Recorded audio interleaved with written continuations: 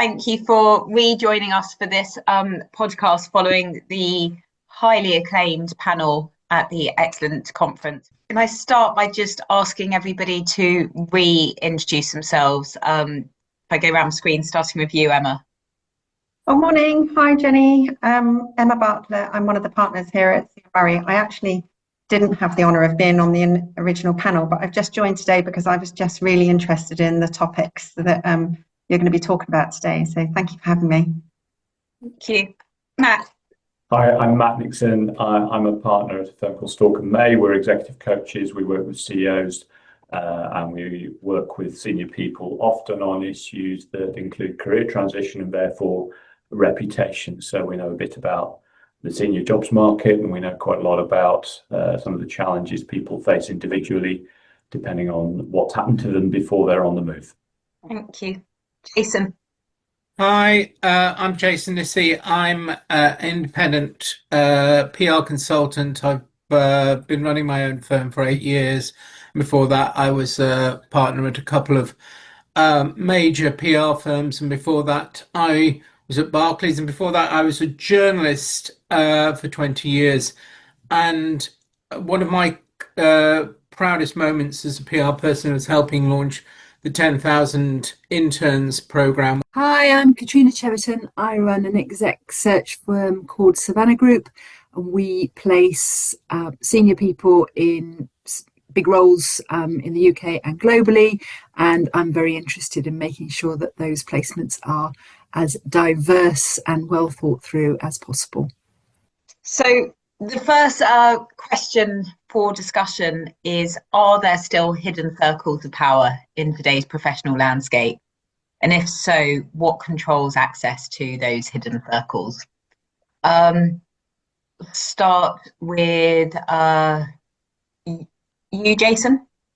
I think there are circles of power. I'm not entirely sure that they're hidden. I think people know where the circles of power are. They just can't access them. And you find, if you look across, and you don't need to look very far to see this, the most UK organisations and companies are still led by white men, mostly from either Oxbridge or Russell Group universities, a large proportion of which are privately educated. And part of this is to do with what's called an unconscious bias, which is people tend to hire people who are like them. They sort of know what their circle, what to expect from these people, and therefore they're a low risk a person to employ. And that makes it very hard to break in if you're from another group, be it women, be it from ethnic minorities. Other groups, particularly black groups from the West Indies and West Africa, are not breaking into these areas. So you need to get to, people need to open the door for them. The final point I'd like to make is a lot of this is perpetuated on the myth of the big guy, the single person who will guide an organization and therefore is responsible for their success. And therefore people say, oh, we'll hire, a star manager to run these organizations. Well, if that worked, then BT and the rail companies and the utilities would be wonderful, efficient organizations many years after their privatization. But they're not. They're worse than they were when they were publicly owned in a large part. So therefore, we need to think, what are the makeup of the organizations? What can make them better? And diversity is one of the ways to do this. My perspective is where we are being asked by clients to find them senior leaders, and it can be many people within their organisation. Anyone that's actually asking us to run a process, and I'm sure it's the same for any executive search process, they are looking for the best person to do the job. And diversity absolutely is on the list, and it's diversity of thought that really matters. And that's, as Jason says, that's what makes successful organisations. The question, which we'll come on to later, is how you then become on the radar. And historically, black books, and I know someone because I know someone's brother or whatever, has always been very influential. Now it is much easier to find people and be found if you're unknown, I guess, if you haven't got the school tie.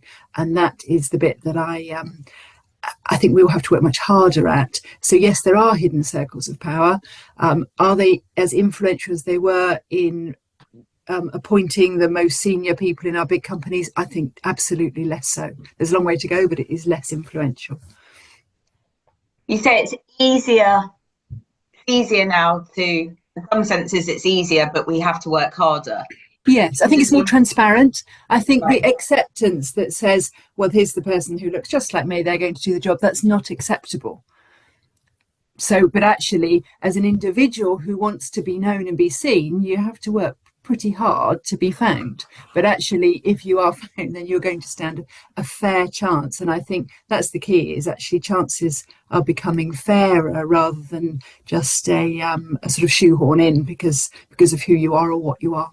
That's great if you are actually seeing that on the ground. Yeah, absolutely. That's very encouraging.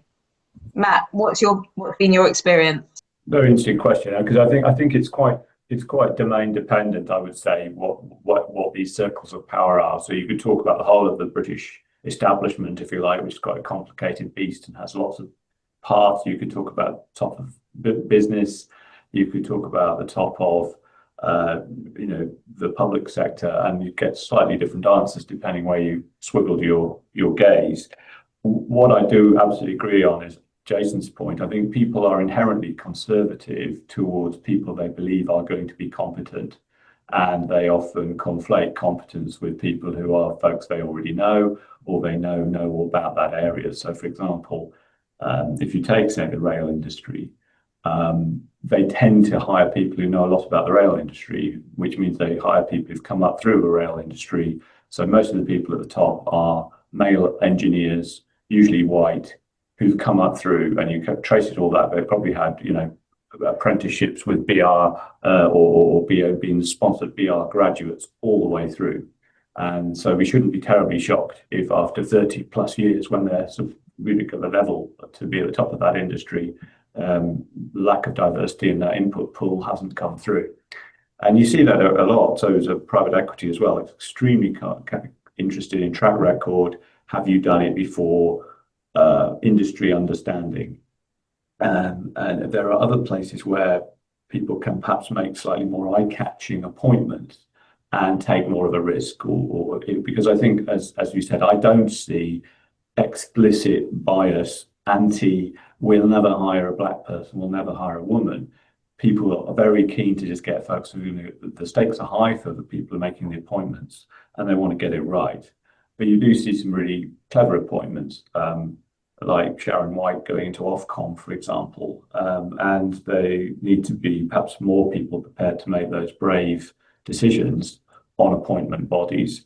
And when we're dealing with people who perhaps don't have a track record in an area, want to shift career, want to move somewhere different, it's not just a function of race and gender and so on. It's a function of being unknown. So the key thing that unlocks this is becoming known, becoming seen to be competent, and people having a track record of experience in an area, and people then perhaps being a little braver about appointments and realizing that somebody's not done exactly this but has done all the component parts of the new job could be a really good candidate. So I'll stop with that, but that's what we're seeing.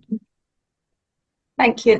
Emma, from your perspective as an employment lawyer, do you see sort of hidden circles of power or overt circles of power? Yes, most definitely. I know that there are still, so for example, if you look at the work experience scheme in the city, there are lots of organisations which do it really well and will tap into particular organisations which help link companies with people who are from a diverse, socially, economic different group, and they will bring in their work experience people from different channels. But there are still organisations in the city which say you can only do work experience here if you're a relative of somebody who works here, which seems quite extraordinary. But the one thing that I'm interested in, and I've followed for the last, I don't know, it's in its 15th year that now, the FTSE Women Leaders Review, which looks at the FTSE 350 and has expanded. It was initially the Hampton Alexander Review, but it's now expanded and looks at the top 50 private companies as well, and looks at their board composition and sets targets, and then looks at just below board as well, to encourage boards and companies to look at giving that experience, which Matt absolutely talked about just there, that you have to, it is quite often you have to have the experience to get the appointment apart from anything else. And they're doing really well in progressing those voluntary targets of increasing, and of course they just look at women on boards, but the diversity in other protected characteristics is definitely following. And I think that's a really good jumping off point if organisations are looking at how they can think differently about their recruitment and being transparent and thinking differently about how to get people with different experience and making sure their pipeline is homegrown and has that experience. I think that's a really good starting point. Sounds like it, definitely. What role does reputation play in all of this? I think reputation is very important, and it becomes more important in the world in this era of social media, because I'm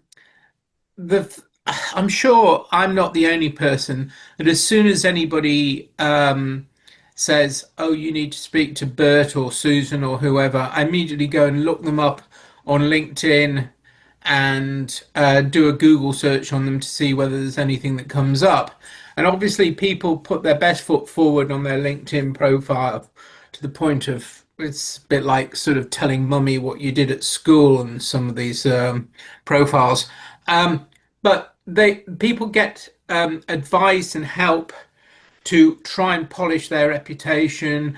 I know of organisations which will go in and covertly sort out your Wikipedia entry if you're successful enough to have one. And this is all to try and clear out any bad missteps. So what people are trying to do is they're trying to get rid of the errors.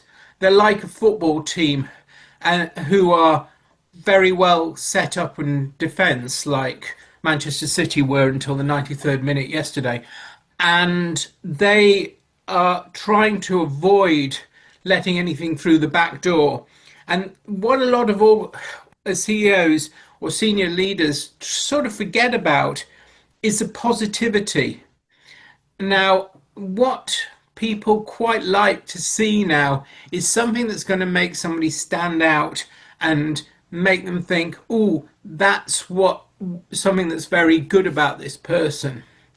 And so therefore the positive elements are something that people need to think about. And if you look at our existing leaders, if you look at somebody like Keir Starmer, you know all the great career moves he's made and the fact that he's a safe pair of hands.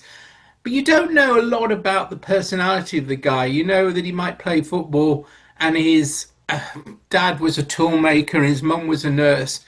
But you don't get a sense of whether you'd like to spend time with Keir Starmer from his reputation. And that's what I'm seeing a lot from CEOs at the moment. I want to look like I'm a safe pair of hands. But most people want to know, do I want to spend time with that person? Is this person going to inspire me? And it's very hard to create that through the media that exists, which is mostly social media. Interesting. Can I just extend that slightly into because it's really relevant, isn't it? That whole, how do actually people get found? So from our perspective, we've been recommended so-and-so. So actually what we do is then talk to people. And actually that's sort of the sort of verbal narrative, the story around people still exists. And actually if things work well, then you can have really nice open conversations with so-and-so that worked with them 5 years ago and what were they like? Because actually, if you're getting somebody into an organization, what they're like matters far more than what's on a piece of paper. So that does still exist. And we're really fortunate actually that people are generally quite open at, they don't necessarily tell you the bad stuff, but what they don't say is often quite helpful. So it's a really, really useful tool. But would you even get into those conversations if someone had a poor online profile? Well, it depends what that poor online profile is. If they've ran 3 businesses that have all failed, then you probably wouldn't progress. But that's sort of factual. So I guess, do we look at their Facebook? Potentially, but not really. Not really the thing that matters. So it's taking the facts and saying, "Oh, this person looks interesting. Who might know them? Oh, I know so and so. They might know them. Oh, they were great. They were a great leader. They were really inspirational." That's the stuff you want to pick up. What would you think, all of you, or probably particularly Matt and Katrina, if you were looking at someone and they had an impressive resume, but they were incredibly outspoken on a topic on social media? So pick whatever controversial topic of the day it is. How would that impact your assessment of them? Your reputation when it comes to senior jobs, which is kind of implicit in what we're talking about here, of circles of power, and who's going to get in to get something important. Your reputation is actually carried by a very small number of people. And what we're always talking to our clients about is care about the small number of people who will get to make a decision, actually hire you, or can carry a reputation to those people, including headhunters, by the way, very much as part of that set of people.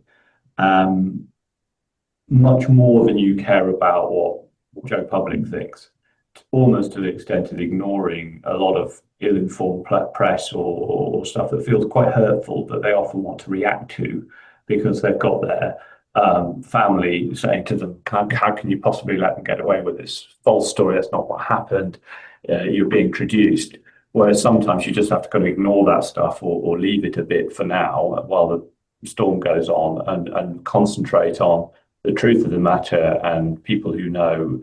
And most senior people understand how complicated it is and often understand those situations. If you've got a very particular issue, so somebody's taken a stance or has a very political point of view, we actually see very few people in that situation at the moment. I have to say, I think in the last few years, most very senior people have come off social media in terms of having using it as a very I think it used to be what a great tool. They can all talk directly to everybody. They can be themselves. I think the downside risks to that have been so great in the last few years. I don't know many really senior people who are using social media in a very megaphone kind of way. But if they have had a very high profile exit, for example, or they've been in a situation that's been very public and has involved social media. I had one client who had been through a very public exit in that situation. Part of that was an online disagreement he'd had on a critical day with a very, very senior government figure. You know, you're gonna be a while fixing that, but you can't get overwhelmed by these things. You have to concentrate on the basics, which are your long-term reputation lies with the people who have worked with you and know what you can do, and a small number of others who can carry that reputation to those who you don't yet know and want to know you better. Yeah. I think it's interesting because we talk about sort of unlocking roles and diversity, and if we want sort of the next generation of leaders to come through, they may not have the same vanilla online profile, sort of really anodyne opinions of delighted to announce I'm done this or chuffed to appear on this panel. So it's probably an issue that's going to come up more down the line. What can leaders do? I think the leaders need to take risks, and this is one of the things that I find, and I'm interested in Matt and Katrina's views on this, is organisations quite risk averse, and if you want to get diverse talent in, you've got to take the risk. Quite often the diverse talent doesn't necessarily have the qualifications that you're hoping to get. They might not have done very well at school. They may have shown their creativity in other ways, you know, maybe through art, through music, through whatever. And so you need to understand what their strengths are. It's not good being somebody who described it fantastically as a diversity tourist. You don't know somebody until you spent good time with them. You've got them, you're in the same office as them, you see them under a bit of pressure. And, and that's where you learn from other people, from their backgrounds. And that's what makes organizations stronger. And that's how you tap into a diverse audience. It's a real example, isn't it, about thinking differently in order to grow your diverse workforce. Yeah. That's excellent. I think there are some risks, though, in the current situation. For example, we're hearing that there's a very dramatic drop in graduate job intakes, for example, this year. And when people cut jobs and have fewer to offer, the tendency is to also cut the risk aversion comes through again. And then you say, well, are you still expanding an opportunity? Will the opportunities be there? Because it's those very more entry-level jobs through which diverse candidates often get the chance to join and compete with people who've had more privileged backgrounds. And if you take them out of that, 20 years time, you won't have the qualified people that you'd want. So I do think there's a big risk there. When I was at Shell, we always said we must never cut the graduate program, because if you cut the graduate program, you pay for it 10, 15, 20 years later in a long service organization. There just aren't people there. Lawyers will see that, accountants will see that, we all know that. And yet we still are pushed by these short-term cost pressures, or we have a bad year, or in this case, we now have AI being able to do a lot of work that was done by, entry-level graduates. I don't think most of us had the experience when we were graduates. We went into jobs that had us doing things we thought, well, I think I just did my degree and I want to go into photocopying or produce these slide decks. But that's where you start out, because that's how you get taught stuff by people who really know stuff. So I think that's the risk now, is how do we make sure we still have diverse candidates in those pools, and are we still doing a good job of apprenticing in the broadest sense, diverse talent, so that they get exposed to some of the things that perhaps some of the more privileged people just know already or have already had exposure to. That's something I'm a bit worried about at the moment. It's interesting to see large organizations, and it's unfortunate, especially as I've got 2 graduate age children, see them cutting graduate jobs. They also, the other short-sighted things organizations do when they're short of money is cut their marketing and PR budgets, which is something I don't like them doing.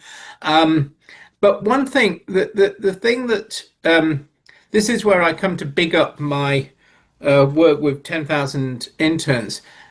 That program and other programs like it, but this one's possibly been the most high profile and successful, opens the door for people who don't otherwise get the opportunities. I think flexible working helps all parents participate in the workforce. It's not just parents though, is it? It's people who we're of a generation where we have a growing aging population as well, and you may have caring responsibilities upwards as well as downwards. Or both. And or both, exactly, even so. And it has for a long time been the case that women in society have had the primary child caring responsibility. It has primarily been the woman's responsibility. But that said, there is this growing, and it has been for the last 20 years, desire for men to be able to break free of the traditional corporate shackles in order for them to be able to participate in their parenting as well. And flexible working is one of the things that's helped immeasurably for both parents. Agreed. And it helps female careers as well, so that women are able to move away from having that primary childcare responsibility and for it to become a sharing one. Undoubtedly. I think COVID is one of the best things about COVID, I think, is the flexible working and the hybrid arrangements. Although I'm seeing, just anecdotally, a sort of reduction in it. I don't know if anyone else is noticing that trend. Statistically, it's been actually shown some massive reduction in flexible working. I think what's really regrettable is it's become a sort of policy war kind of thing, or people sort of trying to impose one-size-fits-all. Things were actually worse than anything they had before COVID. And there's a sort of fierce war of, is that because they're trying to justify their real estate investments, or because they want to have control and all they can recognise is the control of being able to see people, or because they're very sceptical about the productivity of people who are working in this more flexible way. And some of the concerns are legitimate. I think some of them really aren't, but there's no doubt there's been a big kind of concerted push to get people back into work, and some of that was driven by government and trying to get the city back in, and what about the poor sandwich shops and all that kind of worries. And then it sort of morphed into, hey, we want them here, we want to see them hard at it like I am, from people who had no notion of what these people really wanted or needed. And HR have often got squashed in the middle of that argument and haven't enjoyed it much. From the ones I've seen, it's been a pretty miserable process. Yeah. Okay, well, let's end on a positive note. What practical steps can organisations take to ensure that their leadership is genuinely inclusive? Question for everyone. From my perspective, personal perspective, I think it's being open-minded, being brave, giving stuff a go. There's nothing to lose. And diversity at every level is a good thing. So give it a go. Okay, thank you. Jason? I'm totally with Katrina on that. People don't start from an even point. You're not all at the same block in the race to win, but people who start from behind often need to work harder. They have skills that you don't otherwise have, and that they can tap into a society. We've got a very diverse society in the UK, and it's a massive strength for this country that we are a diverse society. So use that diversity to be a strength and help us grow more strongly. Mm-hmm. Thank you. Emma or Matt? Well, I think it is. I think the point that Katrina made, I think courage is important. Courage not to be put off by current politics to the extent that you don't stand up for the things you know to be right, and also to continue to educate ourselves. I think people in power, doesn't matter what gender or colour or whatever they are, they rapidly become dissociated from normal folks by lots of pressures and the way they live and their wealth, and they need to continue to be reminded of the inequalities. But also inclusion is, I think, much more a cultural thing than it is. Diversity hopefully is an outcome. The inclusion is about saying, do I care about my own customers? Do I look like my customers? Are we remotely representative of the people we seek to serve in the organisations we're in? So it's actually good business. It's not politics, but it is political in the sense you have to educate yourself. You have to learn what it's like to be somebody other than yourself, who maybe isn't powerful yet, and put yourself in that position. And I think that's something that we should continue to press leaders to do. Mm-hmm. Well said. Emma, final thoughts on this topic? Final thoughts, thank you. Difficult to follow all of those, thank you. Be transparent in your recruitment process, be curious, reflect the culture that you want to have within your business, and reflect your customer base, your client base as well. I don't think it's true to say that all diverse candidates come from are on the back foot in terms of their social or economic background. It's just a case of thinking differently and not all looking the same. Groupthink is not a great business model in the long term. That's really helpful. Thank you. My client base is predominantly ultra high net worth individuals, so I would love to reflect them one day, something to strive for. But Jason, Matt, Katrina, Emma, thank you so much for your time. It's been really interesting. Take care, everyone. Thanks, Jenny. Thank you.